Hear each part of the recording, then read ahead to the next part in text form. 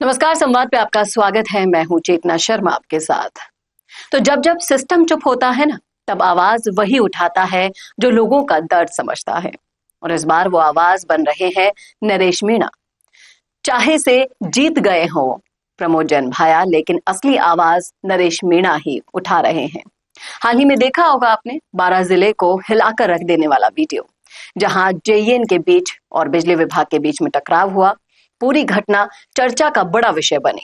सवाल यह है कि जो काम मौके पर अधिकारियों को करना चाहिए था, वो आखिरकार जनता के लिए नरेश मीणा को करना पड़ा।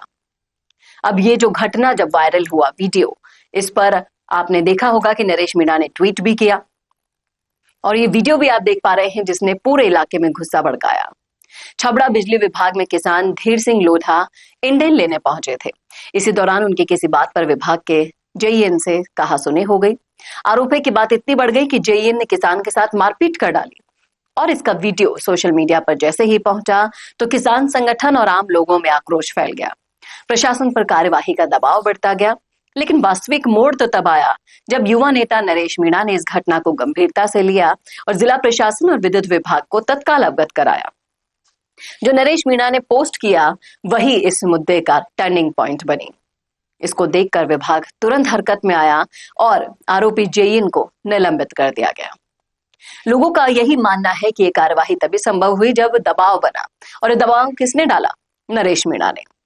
और जो काम जिम्मेदार लोगों को करने चाहिए ना, वो नरेश मीणा कर रहे हैं। हिमांशु धाकड़ का केस तो याद ही होगा आपको।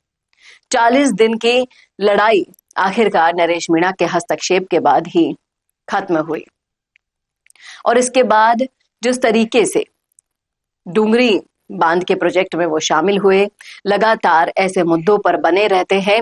जब जब वो अवेलेबल होते हैं तो पीड़ित परिवार के साथ जाकर खड़े होते हैं, और जब नहीं होते तो ऐसे सोशल मीडिया से दबाव बनाकर वो काम जरूर करवा देते हैं जनता का। और ये हनुमान बेनीवाल से शायद उन्होंने सीखा है, क्योंकि हनुमान बेनीवाल भी लगातार यही करते हैं।